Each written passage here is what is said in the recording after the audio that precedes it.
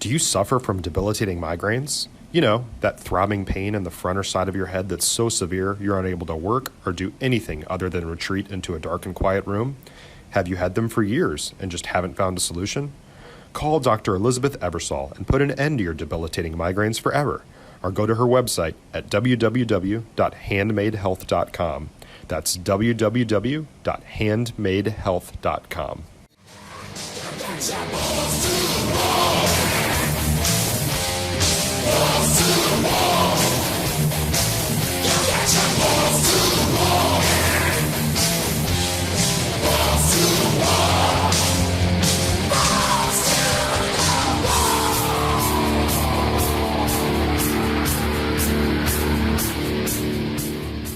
Well, hello, everybody. Balls to the Wall, episode number 17. How are you doing, Mr. Billy Martin Jr.? Man, I have absolutely no complaints. I'm actually about to go to Globe Life Field to watch a guy throw a bullpen. Boy, does that mean we smell baseball in the air? Maybe. Smells good to me, always.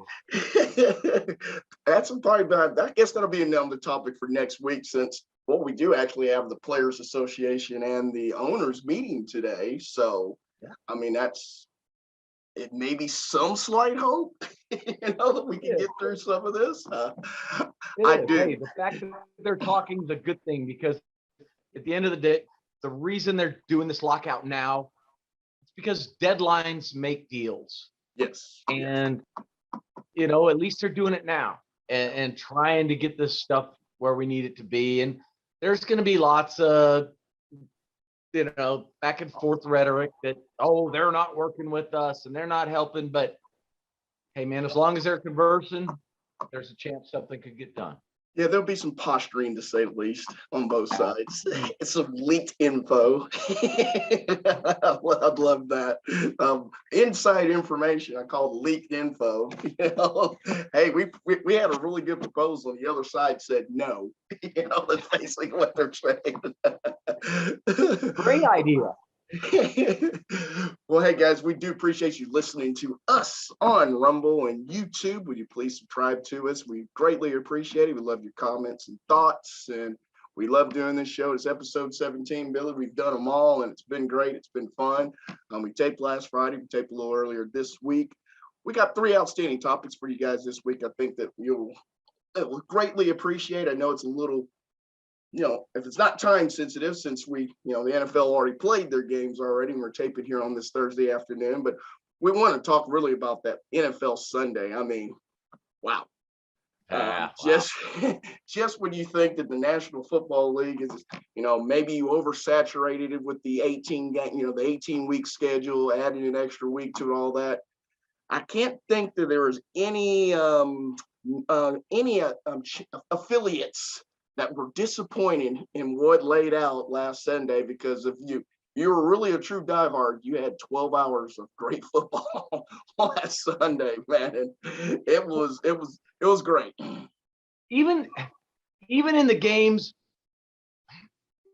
that didn't matter, they were super entertaining, because how long are the starters going to stay in? And and every team had a different kind of hypothesis there on what works best. Some guys wanted to stay and play as much as they could because they felt like, I remember Ezekiel Elliott saying that he missed a bunch of time in the past, and it cost him that next game.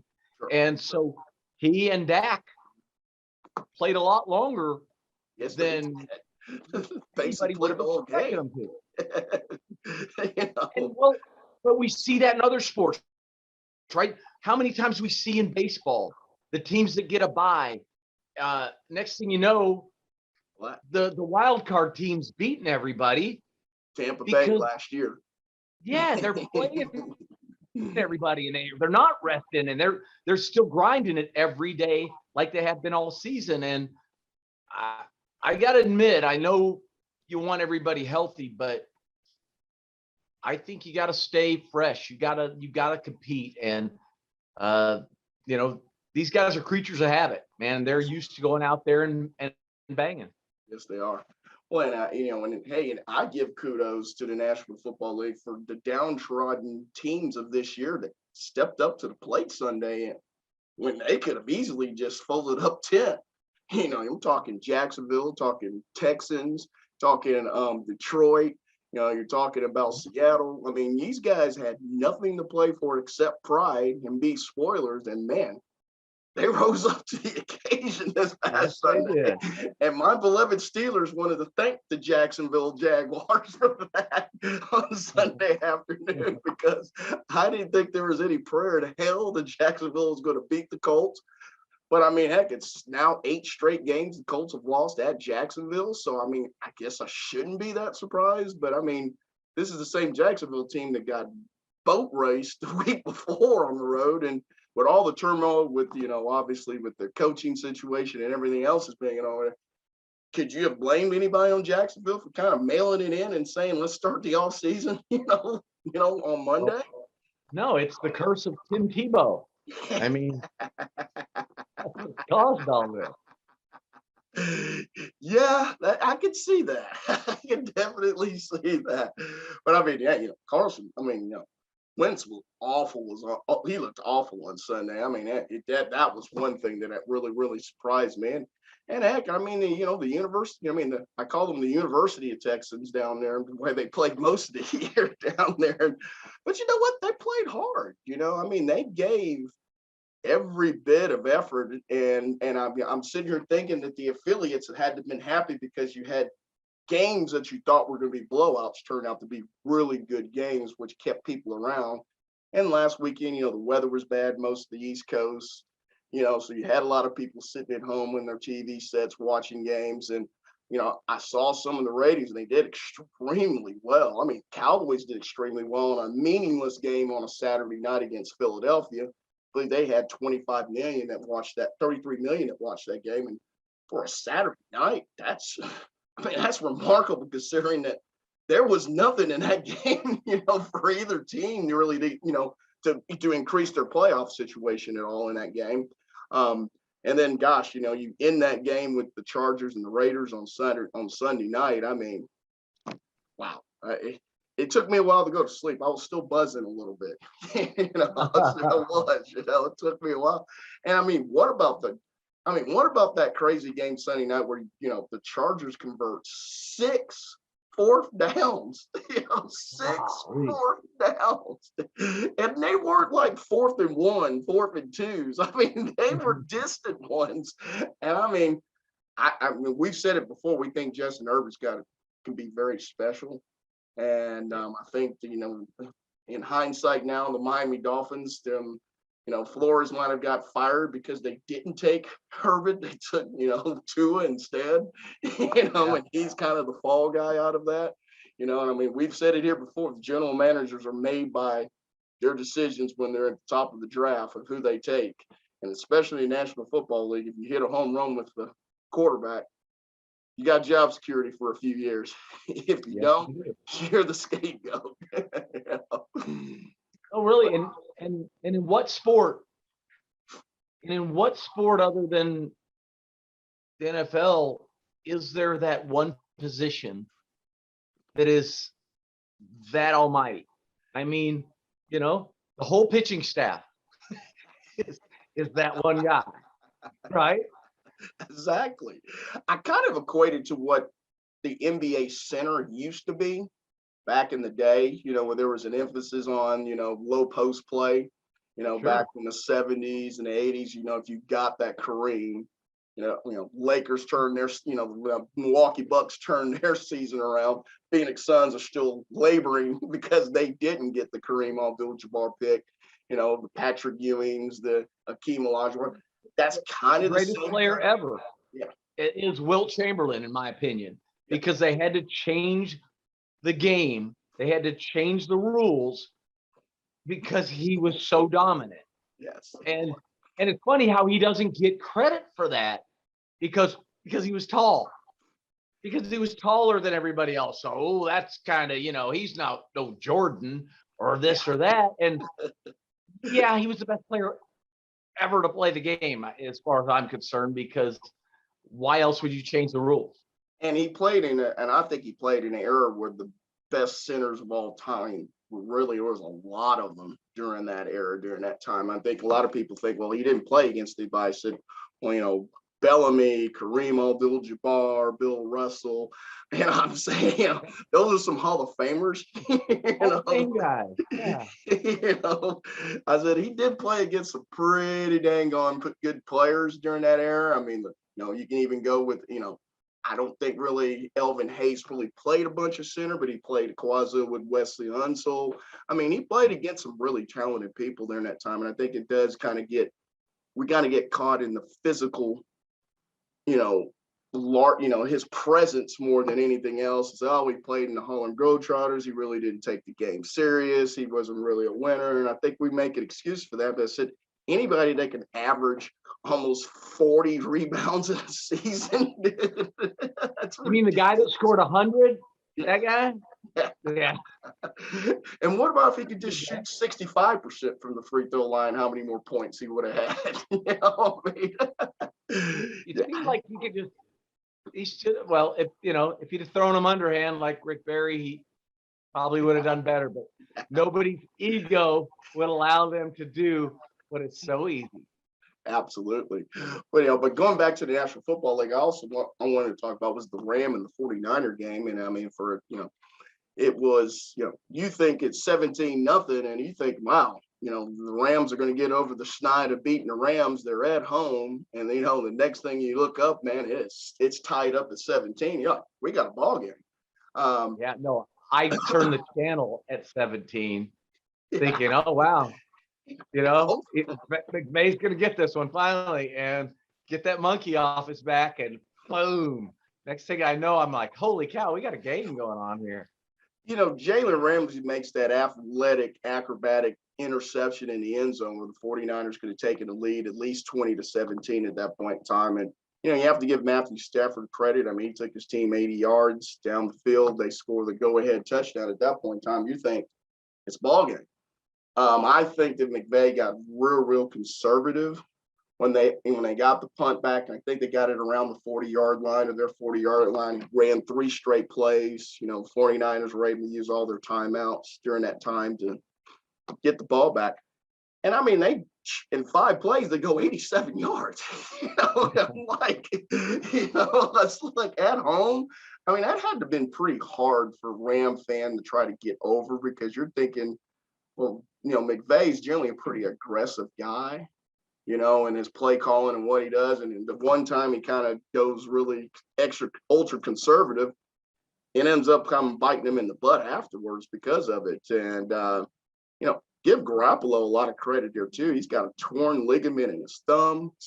Throwing thumb, throwing thumb. You and I both know you need to have your digits right when you throw any form of a ball. And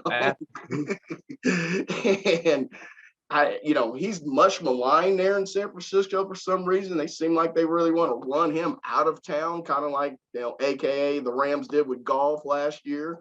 I don't understand. I don't either. And I would really like somebody to break down, because what Goff did there was pretty damn impressive. And they were in the playoffs just about every year he was there. And so, did Stafford make this big difference? I'd love for somebody that's really good to break all that down and tell us what a difference he made, because, man, there's something to be said about actually getting the job done. And that guy did get the job done. And he got to a Super Bowl, if I remember. He did get to a Super Bowl. Right. Yeah. It's not like, he didn't get to the Super Bowl. And he lost to the Patriots. Getting that long line of teams that lost to the Patriots in the Super Bowl. They had a pretty good quarterback over there. Well, think about this, though. I mean, the Rams gave up 2 number 1 picks for Stafford, too. And it's not like Stafford's a spring chicken anymore. These days, he's not going to get better, as these years go on. And when a quarterback goes, AKA Peyton Manning, it's pretty dramatic. Ben Roethlisberger, I mean, you think about it, it's 1 year you see them and they're playing at a level, and the next year you're like, he can't make this throw any longer. He can't do this throw any longer. So, that's sooner for Stafford than it is for, Goff, especially. I mean, Goff's what, a 6-year guy, 5-year guy now. I mean, there was potential there, but you mortgage your future to win now. And now instead of the Rams having 2 home games at home in the playoffs, they got 1 home game and may have to go on the road to wherever and win 2 road games just to get to the Super Bowl now. So that's a dramatic change, I would think, in your mindset, knowing everything that was on the line last Sunday at home, and then you still lose that way to a rival. It'll be interesting to see what kind of makeup they have this week trying to recover for a loss like that. Tell you something, revert back to what you said about Garoppolo and his thumb and everything too, because think how hard, how brave, how fearless you have to be every time you're letting that football go and that pass rush is coming in. You're at risk of that thumb hitting the back of one of your linemen or one of those beasts that are trying to take you down.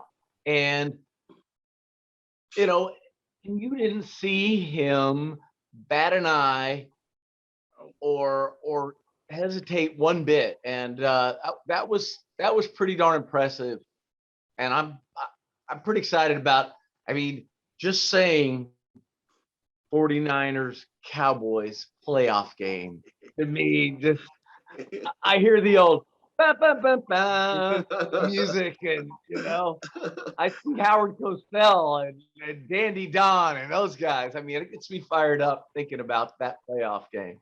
Yes, sir. It started Kezar Stadium back in the early 70s when the Cowboys went out there and down 16, and Roger the Dodger comes back and storms them back in the fourth quarter to steal a game. Then, it's about as popular, as you can get in the playoff between 2 rivalries. You could say maybe Pittsburgh Raiders. You could maybe say, Redskins and, maybe the Cowboys in the back of the day, or the Cowboys Packers. You can maybe say that too, but you had such a long break between big games between the Packers and the Cowboys in the playoffs.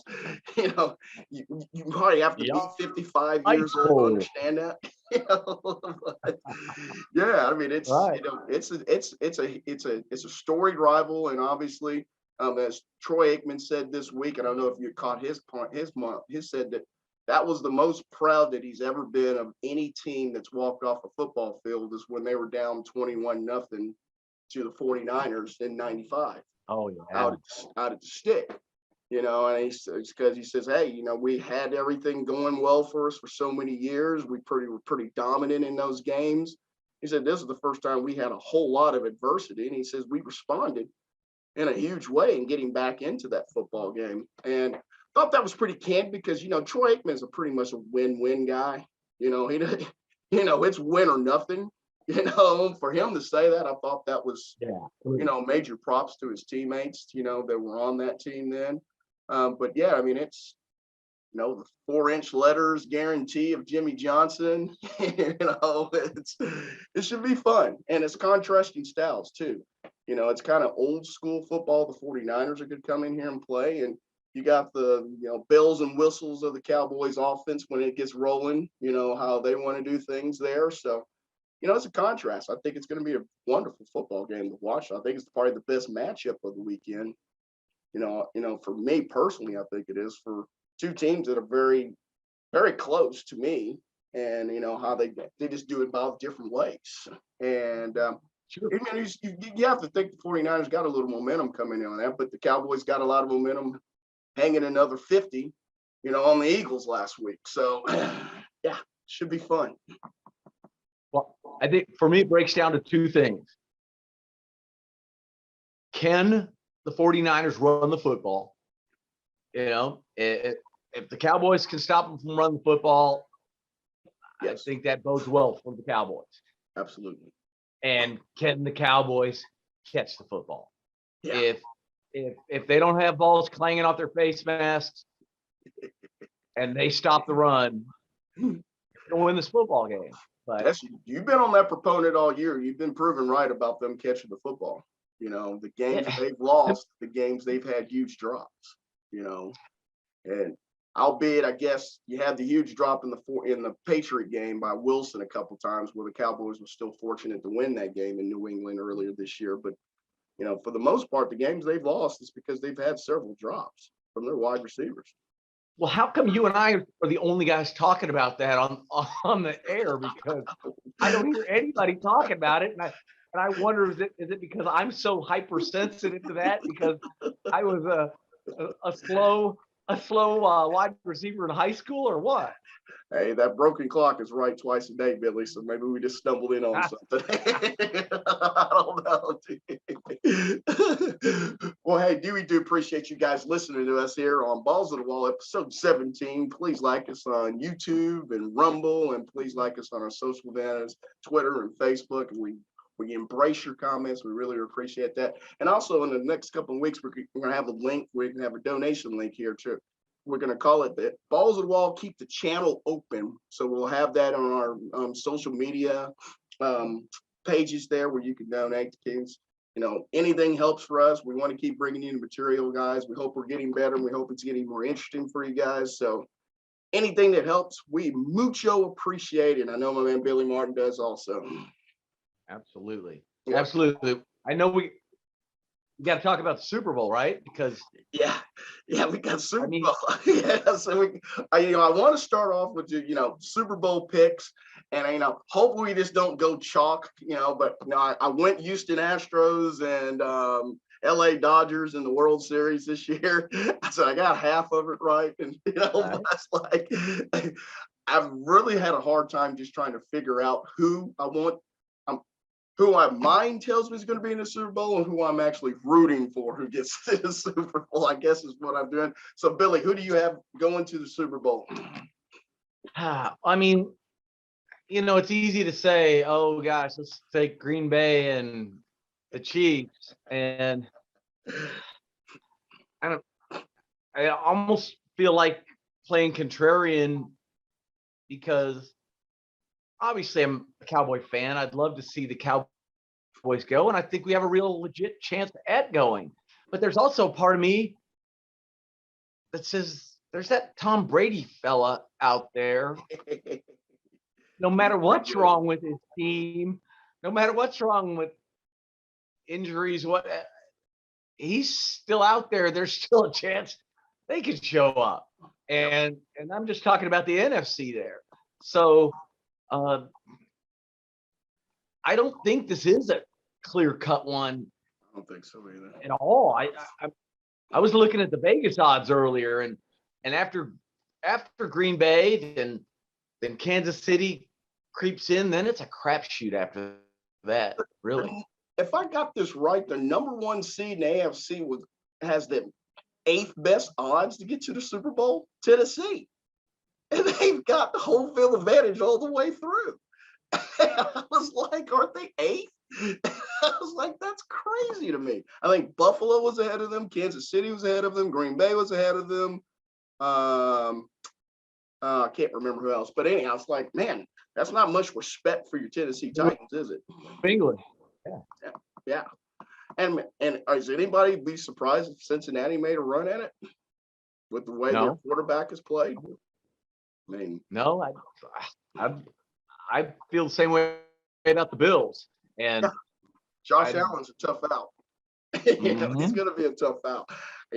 I eliminated 2 teams, and they all come from the state of Pennsylvania. I don't think that either one of them is going to make a run to the Super Bowl.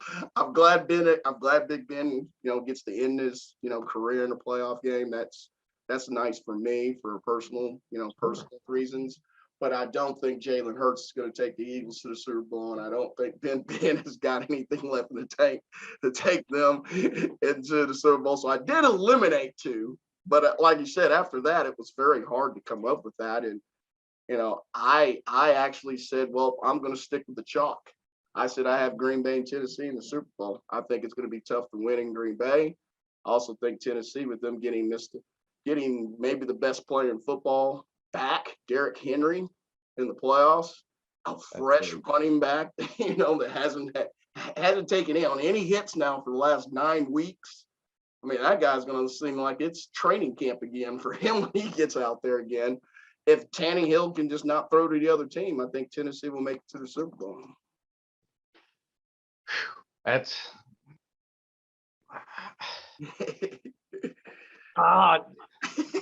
NFC's driving me crazy. I'm gonna go out on a limb. I'm gonna go Cowboys Bills. All right. I like this. I'm going crazy. People. Well, I like this. Hey, Bills. Has anybody in AFC been playing any better than the Bills of the last month or so? I mean, no. they had the win pretty much out to get the division. At one point in time, didn't they lose 4 or 5 games in the middle of the season here? For a while, and everybody's like, "What's wrong with the Bills? What's wrong with the Bills?" I mean, gosh, did you see the temperature that's going to be out at Orchard Park this weekend? It's like it'll be 3 degrees at kickoff, and windy. I was like, man, it's not ice bowl, but man, it's not very far off from the ice bowl when you kick off and it's 3 degrees. And so it's going to be tough to go in there and win, obviously, in those kind of conditions. Lambeau the same way, though. That's and they love that. I mean, I was watching last Monday night. The Mannings have this watch party deal on Monday night, and sure enough, they had Rodgers on with them, and that's one of the things he was talking about. Man, it's going to be really cold. That's what we want, and so I'm sure when it's Kansas City and Green Bay in the Super Bowl, I'll be mad that I didn't just go with what everybody else is picking, but I love being a contrarian. Well, it also makes it good for this. We got different picks, so that doesn't mean we didn't go standard line here. We didn't huddle up beforehand and say, "Hey, let's be on the same side." So we have rooting interest now. So that's a good thing. That's a good thing. We also want to move to the Monday night national championship football game that we just saw between the Georgia Bulldogs and the Roll Tide of Alabama and the Bulldogs. Hey, got to give them credit. They beat the GOAT of college football in Bama, and they won their first title since 1980 with Mr. Herschel Walker and the boys. I mean, 41 years for what a lot of people deem is a very, very, very one of the blue blood universities in football, especially, for them, 41-year drought, that's a long time for considering the amenities, the facilities, the tradition and the talent alone that, Athens, Georgia's around. That's a long time coming. And it took a Nick Saban disciple to bring that title back to Athens, Tim. He finally gets off the schneid. We talked about it last week, the mental capacity of getting over that, Billy, and got to give the Bulldogs credit. They hung in just long enough to make some plays late, and they got their national championship. They sure did. And I'll tell you, man, what a fight. I mean, for 3 quarters, I was extolling our brilliance, saying this was the easiest bet in the history of betting. Alabama and points. Yep. They already beat for the SEC championship, and Vegas, what the hell do they know? And then that fourth quarter rolled around, and I'll tell you, I think my favorite part of the whole game was when Saban and Smart were engaged at the end. And you could see the first thing out of Saban's mouth was, "You kicked our butt in the fourth quarter." Yep. And what a testament to that team, because they could have flipped their skirt at any time. They were going up against Bama. Now look, Bama lost their best receiver. Yes. When I saw that knee go, I knew that was an ACL. That just it made me cringe and make the face you're making right now. It was terrible. Hate it. And that would have, I think, made a bigger difference in the outcome, but hey, it's not what happened. Well, you lose both of your wide receivers, not to make an excuse, but you lose both of them. Remember the backup that came in dropped that TD pass, that could have put Bama up, 10 at that point in time in the game. It's hard to overcome that. I guess maybe Nick Saban's about the only one that probably can't overcome losing, 2 first-round draft picks at wide receiver and still almost get a national championship. That probably just more bestows his greatness, and keeping his guys focused. I thought the key point of the game is when Bama got the sack and it was 2nd and 18 and Bama goes offside. So Georgia has a free play and they throw the 42-yard TD pass on the back of the end zone. And I said, you went from, 2nd and 18, generally you don't get a first down generally on that, against a Bama defense. So you had a huge swing and a momentum into that game. And I think it gave the Bulldogs that much needed shot in the arm offensively. Yeah. They were pretty inconsistent most of the night up into that point where, it's getting chunk yards. And that was huge because you could tell then they knew that, hey, maybe we can attack this back half of the Bama defense, which they ended up doing in the fourth quarter. And that proved to be the difference in the ball game for me in the fourth quarter for them. No, that great game, great drama. I mean, for someone who didn't have a skin in the game or other than just wanting to be entertained, right. Man, I was entertained. I really was. And then seeing afterward, I don't know if you saw part of the post-game interview, but Saban sitting his players back down. Yes. Say, hey, guys, these guys aren't defined by this one game, by this one quarter.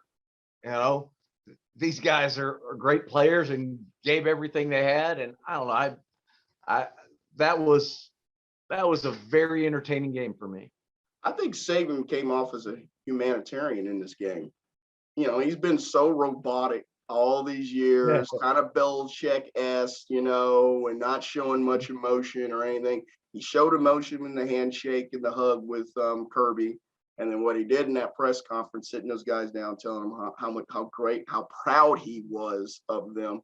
If you have Nick Saban saying that to the public, how proud he is of you, I can't think of a much better accolade that you can get on the college level. The GOAT is telling you how proud he is of you. He must be doing something right, for him, because he doesn't go out dishing out a whole lot of superlatives in the public eye. He really doesn't. It keeps everything pretty much close to the best or within the team. And I'm not a Saban hater. I guess maybe I'm just jealous and envious that this guy has been so dominant, I'm going, man, I just want some of that gravy to spill over on my team, every now and then, because I know that, things going to be the same this time next year. We'll probably be talking about him being in the championship game again.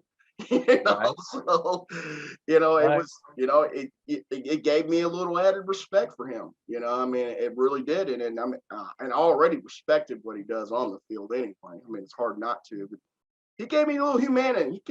He showed me he was humane a little bit, and that was nice to see, especially as you get older. I'd like to see Belichick have a little of that, as the years go on. But it's probably asking too much. No wonder they're best friends. Come on. Belichick can't even sleep at night because he wakes up having Brady nightmares in the middle of the night all the time. Tom Brady. Oh. I was going to ask you this, Billy. This is my one thought of the game, and I was thinking after such a great Sunday of NFL football, and you had football on Saturday, I almost thought that it was kind of anticlimactic having that game on Monday right after all that, because you're pushing through dark Monday with coaches getting fired, those little kind of things, and it almost kind of snuck up on me. And my suggestion was maybe, I know they want to have a game on Monday night, but if they would have that game today, you would have had a couple of days of the NFL fever to kind of blow off. Get to Thursday, you've got the whole America probably saying, man, I'm ready for a football game now. Hey, we got the national championship game now on a Thursday nonetheless. I just wonder if you pushed it back 3 days and not do it on Monday, if it would get more viewers, because this was the second worst rated national championship football game, since they've done the playoffs. And they only second to the COVID year last year. So think about it. When did you go to bed on Monday night? Yeah, midnight, right? Yeah. It's midnight, back-to-back nights of midnight. So, and we're pretty rabid sports fans, okay? So what about John Q. Public? Yeah, they're not staying up past 10:30. I'm sorry, I the East Coast. You sure want the East Coast. But on Thursday night, right? You're right. On Thursday night, that makes a little more sense, because come on the weekend, I can tough it out for Friday, and you've got all week to build up that hype. No, I think that's a great idea. I think Thursday or Friday night would have been fantastic for that. And I think that one of the things also, and I mean, I know that's not the entire reason, but I think the country is SEC'd out. I mean, I really do. I mean, I don't think that you're just going to get the average fan to go, oh man, well, they're sick of the SEC winning. And, they're sick of seeing Bama in the finals every year. I mean, so you had a rooting interest because they didn't want Nick Saban to win again on Monday. But I just don't think you had any buildup, because you really couldn't build it up Saturday or Sunday with the NFL on. You really couldn't do it there. You weren't having the big networks pushing it. And then boom, you on Monday, everybody's kind of sleepy-eyed and red-eyed and sleepy from the Charger-Raider, great game on Sunday night. I just wonder if that's really the thaw that you got across America was, I don't know if I could do this again. And it was a close game. So you can't even say it was a blowout where people were turning the game off. So I know that people much smarter than me and much higher pay grade make these kind of decisions, but it just seems like to me that trying to do this on New Year's Eve, the final 2 games on New Year's Eve seems to be not working. Lowest rated of those games, the semifinal games, is always on New Year's Eve. And then Monday night just didn't seem like to me is a prime day to do it. I'm with you. Thursday or Friday probably worked it. And don't tell me the kids are missing school. 3 more days for those kids was fine. It would have been fun. Most of them are not in school yet anyway. They start school Monday. So they don't go to class half the time, even if they have it. And a lot of them are taking online classes. So that's not like what it was before. No, it's not like what it was before. You almost are surprised when a kid says they got it in on-campus class now. You're almost like, really? They still have those? It's like, I said, you could almost just stay in bed and go to school now, in college now. So, yeah, so I'm glad. I was just thinking about that. I was just saying, I wonder if, changing the night, that would improve the ratings for, because obviously we had the 2 best teams in college this year playing in the national championship game. And it was the second worst rated championships game. Well, you're right, because that's not SEC hating. At the end of the day, you still have the best college football program ever playing. People are watching that. Yeah. People want to watch it. People went to bed. Yep. People have to go to work in the morning. And I think you are right on when talking about later in the week would have been a way better way to go. Yeah, I really, truly think that it would have been. Well, hey, guys, we do appreciate you guys listening to us on Balls of the Ball, episode 17. My man, Billy Martin, I want to get you out, get you up to Globe Life Field. Man, best of luck today. Much. That's always exciting. I mean, our hometown team got one of your clients. That's got to be a nice little run there, man. Got to make you feel proud a little bit. Well, let's hope it goes well. 97, 98. Let's go. A little movement, little tailing movement, a little late movement will work too. Will he pitch against live batters, or would it just be throwing? No, and it's really not that kind of situation.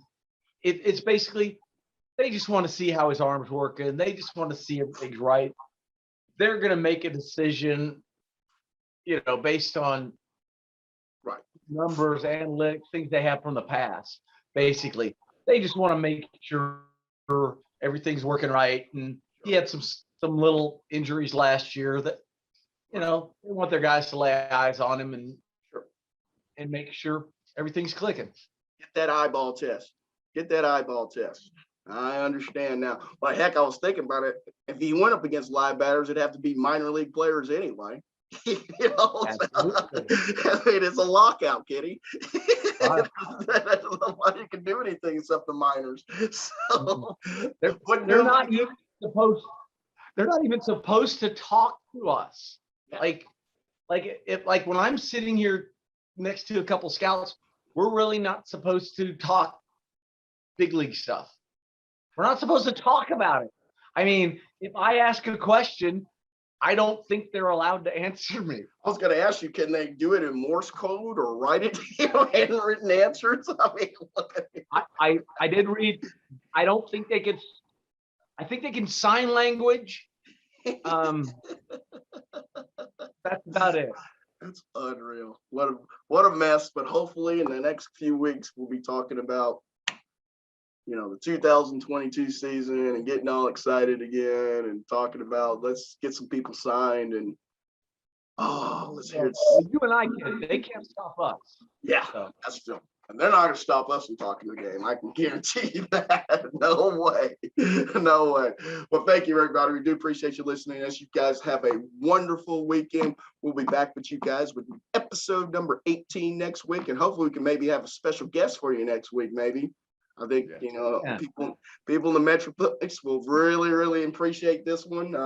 If not next week, maybe the following weeks. But we are working on a nice special guest for you guys that I think everybody was really, really going to enjoy. So again, Billy Martin, good luck to you today. Have a wonderful weekend. I'm glad you're feeling much better after the COVID deal too. So congratulations on that. Kenny Matthews, Billy Martin, balls to the wall.